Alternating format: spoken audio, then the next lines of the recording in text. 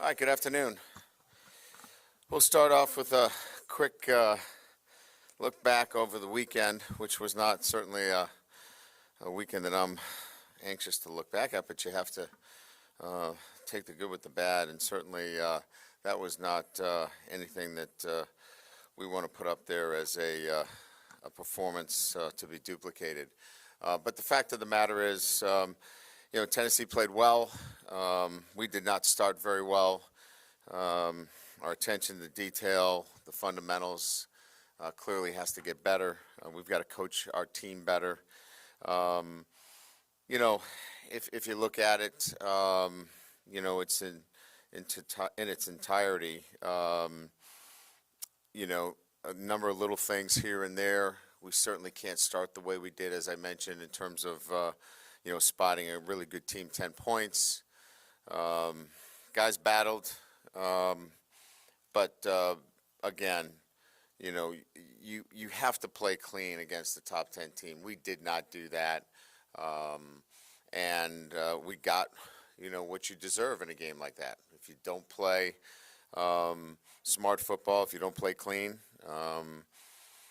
you're going to get what you deserve. So hats off to Tennessee. The great part about it is you get to flip the script and get back to work, which we do that today, and get ready for a trip to Gainesville and a very difficult place to play on the road, and playing Florida, a team that also picked up a good win last week against Missouri, and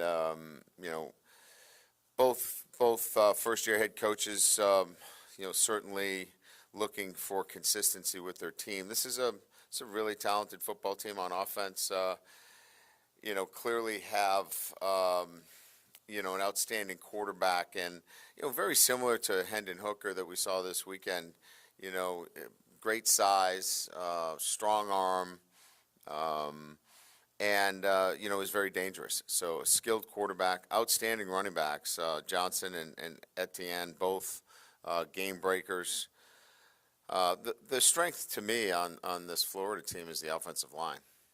Really good offensive line, and that will be the challenge. They can run the football, and they have proven. I think they're averaging 6 yards plus running the football. So, going against an excellent offensive line, we're going to have to rise to that challenge, certainly. From a defensive perspective, really like the linebacker Miller, extremely athletic, big. Defensive line, I think Hill was the SEC Player of the Week, had 2 interceptions. So, a talented SEC defense.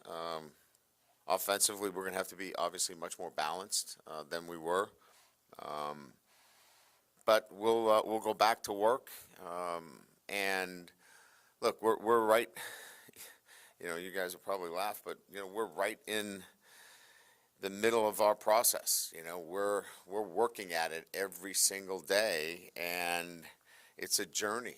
And I'm excited to be on it. Our guys are working hard to get better every single day, and we'll get back to work at it this week to bring more of the traits necessary. There's a lot of talent in this league. You can't just win on talent.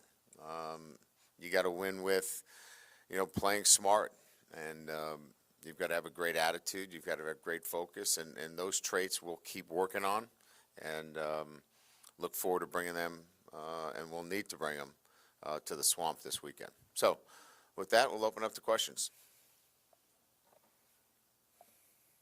Coach, you talked a lot back here. You talked a lot about coaching it better. Mm-hmm. How do you self-scout that part of it when you're busy and you guys are busy trying to get the game plans ready for the next week, review the last week, et cetera? How much of it can you actually implement? Yeah, so I think it's a lot more about recognition of your players and what you can do to put them in better positions as you get a chance to know your players even more. And so I think that's where good coaching and good, assessment comes in. And then, how are they retaining knowledge, right? So, everybody learns differently. Is it walkthroughs? Is it whiteboard teaching? Is it more film study? I think we have to look at our teaching, and if it's not being retained, it falls on us as coaches, teachers, and educators to make sure it can't be just, well, he's not getting it.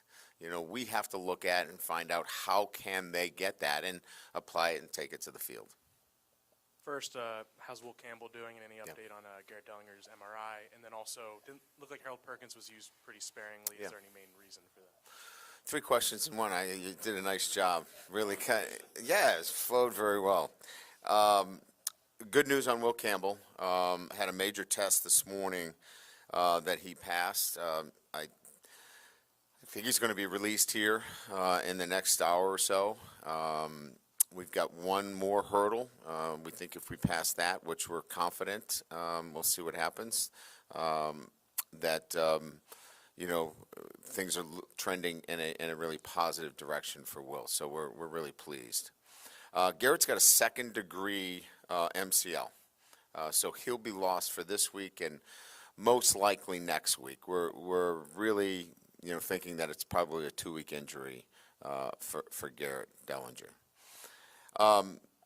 Perkins, look, as you guys know, we moved him to Sam linebacker.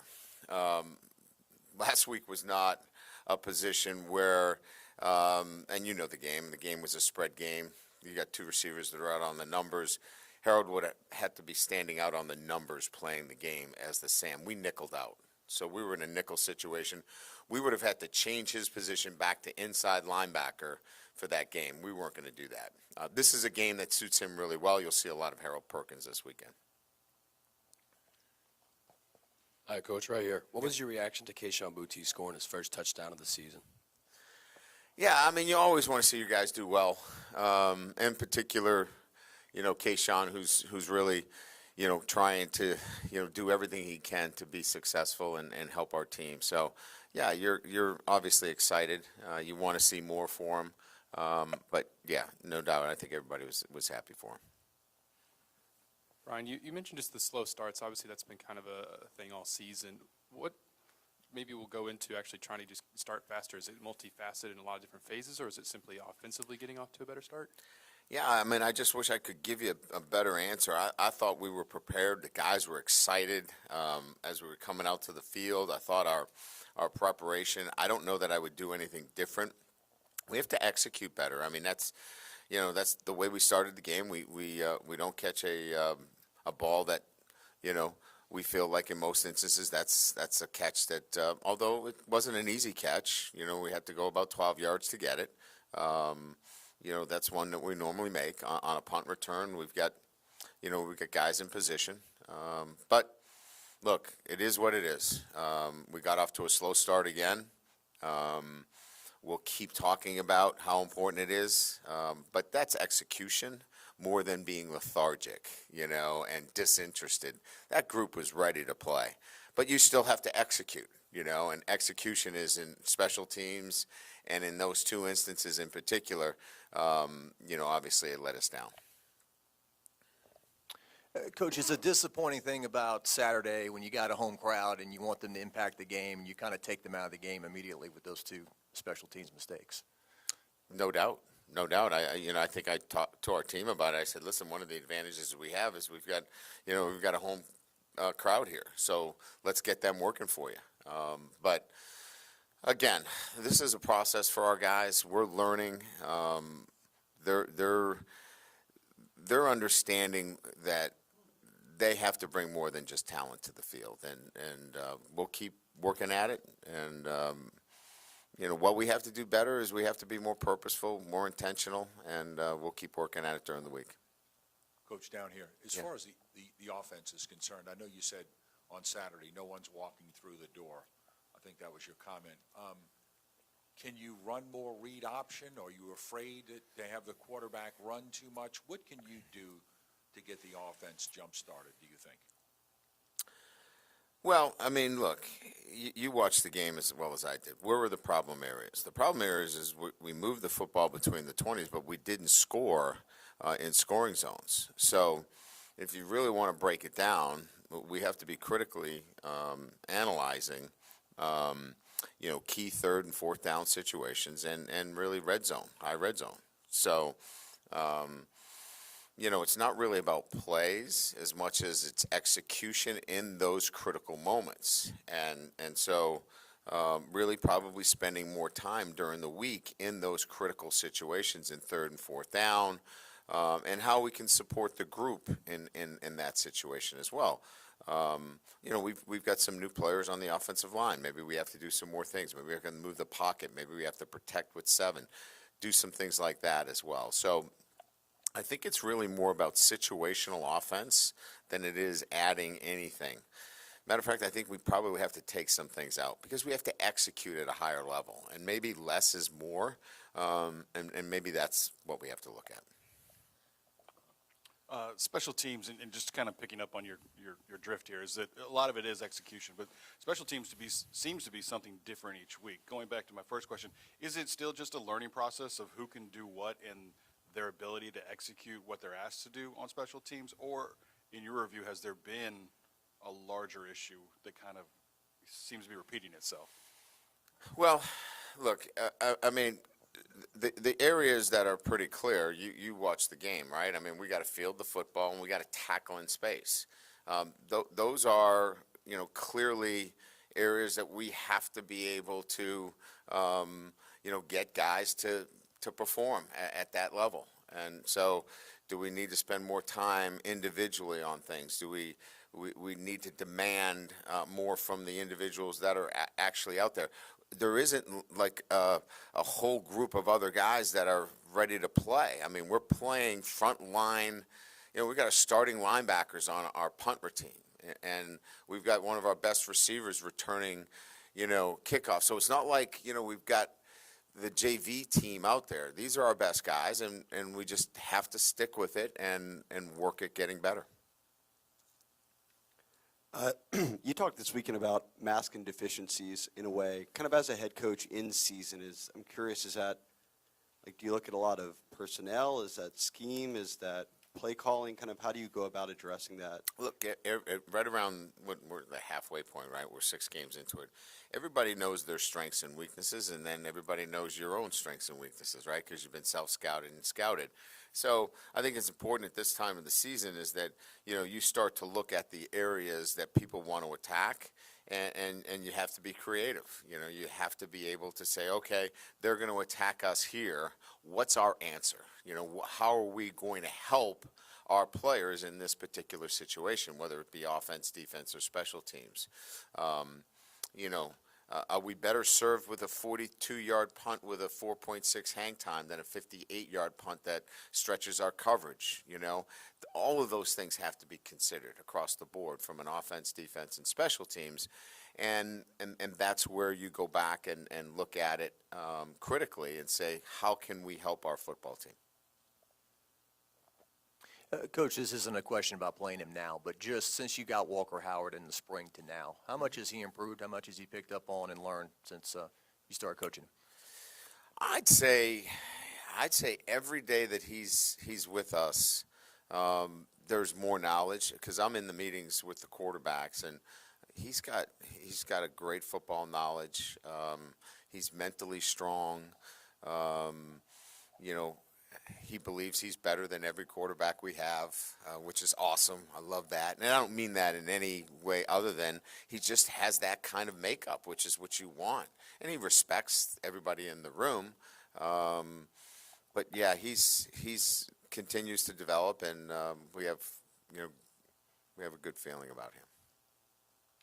Hey, Coach, right over here. You mentioned the 7-man protection, and that might be something you guys want to focus on, I guess, this week. Just, I know you can't dig too much into the weeds, but just, holistically, how does that look? Just as a, overview of just what. Yeah, we ran some on Saturday, and it was pretty effective. Now you're just you're giving something up to get something there, right?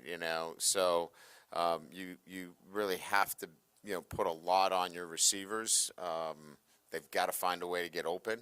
And it's not a panacea, right? You can pick your spots and do a little bit of seven-man protection, but you also got to be able to get the ball out of your hands if you're being pressured, and your six-man's got to hold up as well. But look, I guess, I don't want to make too much of it other than kind of what the question was posed, is that as coaches, we have to do a better job as well. And so we're going to look at everything that we can do to help our football team continue to get better. In that same vein, how have your tight ends were such a question mark going into the season? How do you think they've done, both offensively as weapons, but also in their pass blocking? I think in the passing game they have been. Look, you're looking for complementary receivers within the group of receivers that we have, and they have been that. Maybe a little bit more. We still have a ways to go in the blocking, and so that's an area that is going to have to continue to grow and continue to develop with that group.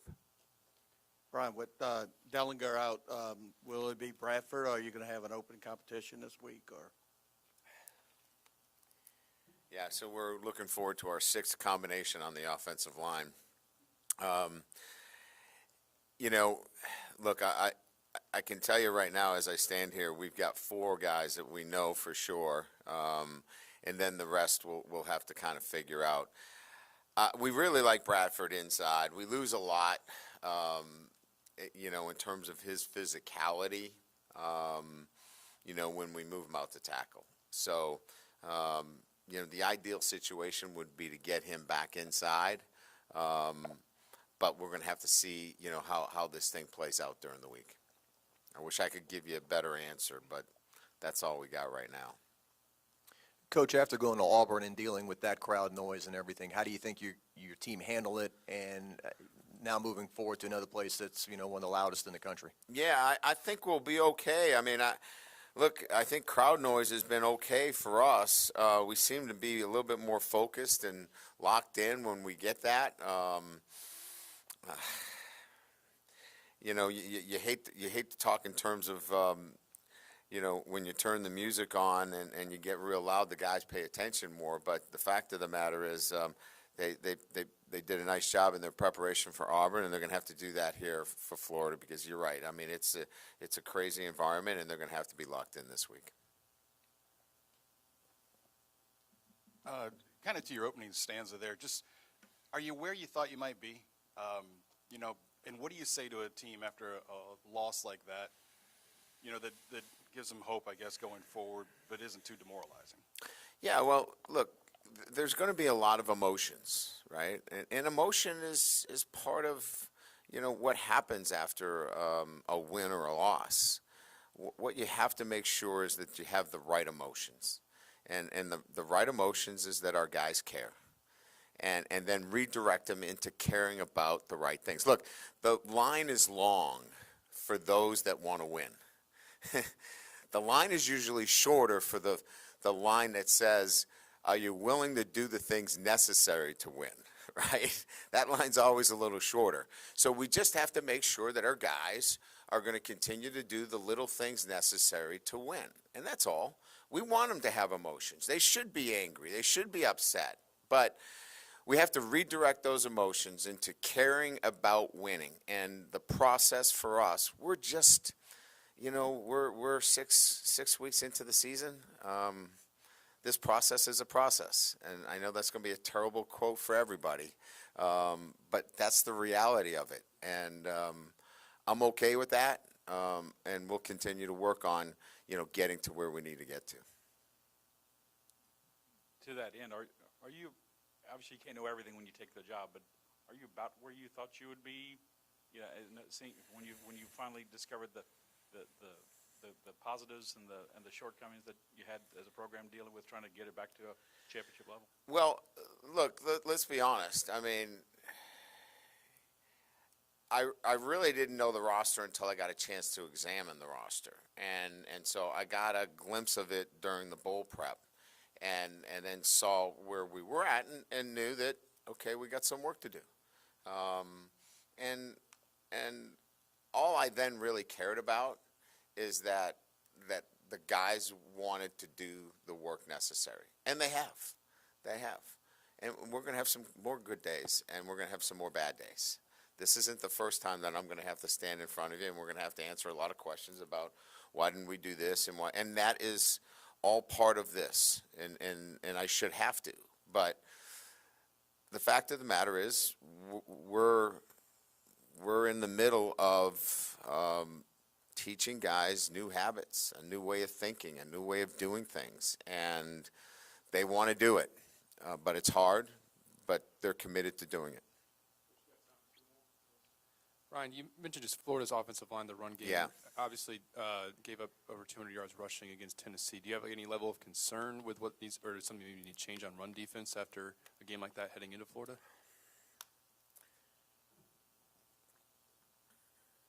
It's a good offensive line. I think we have a good defensive line. I think we have a good scheme. We're going to have to play better than we did last week. I think we're capable of doing that.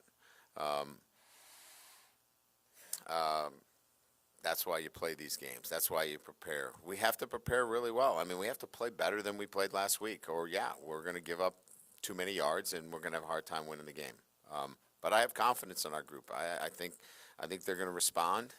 I don't think that there's any reason to think that there are any factors out there that this football team's not going to play well this coming weekend, and I expect them to.